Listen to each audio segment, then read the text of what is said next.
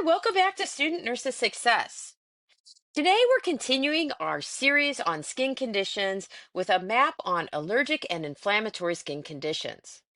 Remember, you can find a link to the maps in the comments section. Let's go ahead and get started. Let's start at the top here with rosacea. Rosacea is a chronic inflammatory process usually found in adults. It's inflammation of the vascular or the blood vessels. And with that inflammation, it causes some leakage of fluid into the dermis. So it kind of causes a reddened rash appearance. Usually, patients have facial redness or flushing, and they may even have some bumps or pimples that develop from this. Often, rosacea can be heat sensitive, or certain triggers that are unique to the individual may cause that to kind of flare up. Think we got a little bit of a picture here, and kind of this kind of red, ruddy appearance is pretty typical, especially on the face and the nose. Now let's move over to eczema or atopic dermatitis. Eczema or atopic dermatitis, we usually see this more so in children, but certainly it can hang on into childhood and even adulthood. Atopic dermatitis is usually associated with some type of allergen or trigger, or we may see it more commonly in patients with asthma, and we do see it kind of run in families. What you have with atopic dermatitis is kind of a chronic skin inflammation. You get kind of some dry, itchy skin flare ups. It's maybe weepy and oozing. You may even have some crusting. In children, especially, we see it on their cheeks or maybe skin folds, or even like in areas behind the knee or in the antecubital space. Usually starts in infancy, usually doesn't start later. There's usually signs of it in infancy, and a lot of kids will kind of outgrow it. As far as what we do for it, we really try to keep the skin hydrated. Steroid creams may help reduce that flare or that inflammation.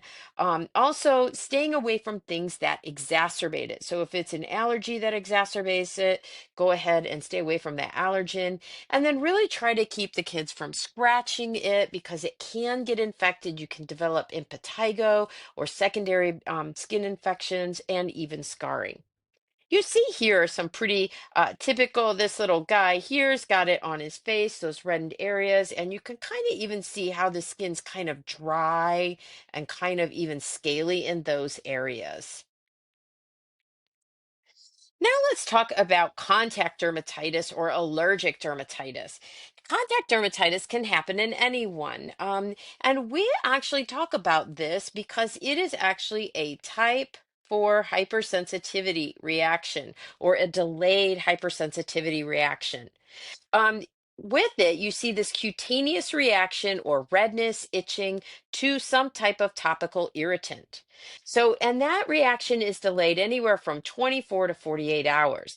Poison ivy is a huge um, culprit of contact dermatitis or a nickel allergy. Perhaps maybe if you wear earrings and they're made with nickel and you have a nickel allergy to that metal, it causes kind of a redness and oozing.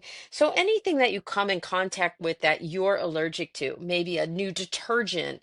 But the key is usually you see that flare up about 24 to 48 hours later. So you kind of have to trace it back to what did I touch that caused that contact with my skin and caused that flare up. And you can kind of see a little picture there. So patients have redness, swelling, itching, oozing. Steroids may help, and also just staying away from the allergen. And I think we've got a picture right here of a contact dermatitis to, you got this redness and this kind of scaly and itchy. And here is the culprit, this jewelry right there. Although it looks nice and fancy like diamonds and silver, it probably is not. It's probably nickel.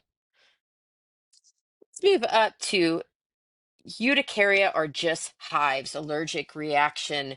Hives are pale, red, raised, itchy papules, and they can come with an allergic reaction. We often refer to them as wheals, that they're kind of these raised. kind of lumpy looking, solid kind of redness. And the thing with a wheal is that it kind of gets larger and smaller, and it does this right before your eyes. But they do blanch, they're red, and when you press on them, they will blanch to the normal skin color. Common causes is anything that causes an allergy, maybe foods, medications, allergies. In some cases, you can develop angioedema, which is swelling that is much deeper in the layers of the skin. And this we know can cause difficulty with breathing, maybe swelling of the airway. So we would see these as part of a allergic reaction and probably a type 1 allergic reaction. Antihistamines are helpful. Move over here and talk about allergic drug eruptions. And so that's this picture right here. Can kind of look like this. This can also very easily look like urticaria hives. So this individual has these red splotchy areas, and you're kind of like, well, what caused it? Is it something they ate, or was it maybe a medication that they've been taking?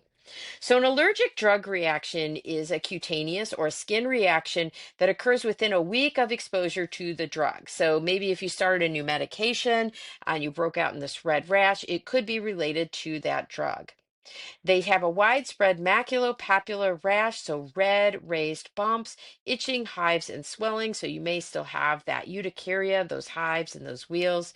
It can be very mild and not too bothersome, or it can be severe and cause even skin peeling and blistering. In these particular cases, that severe reaction we call a Steven-Johnson syndrome reaction. And I think I have a picture here of a drug reaction. You can kind of see this just diffuse redness throughout their body. How would you know if it's based on a drug reaction or could it be a viral illness? We just have to really get into the history and try to really do some detective work and figure out what they were exposed to. Last on our map here is psoriasis. Psoriasis is a papillosquamous disorder.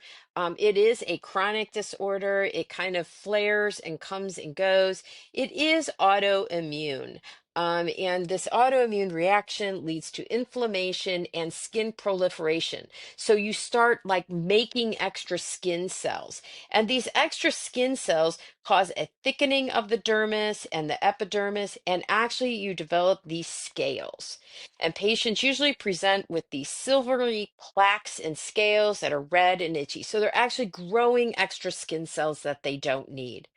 Steroids may be helpful because it is an autoimmune disorder. Light exposure may be helpful, and anything that can suppress that inflammatory response. Psoriasis can be difficult to manage.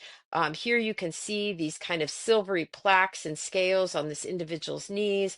They can be pretty much anywhere, and different medications may be helpful. There you go. That completes our skin conditions of the allergic and inflammatory nature. Remember to tune into our other maps that cover our other skin disorders.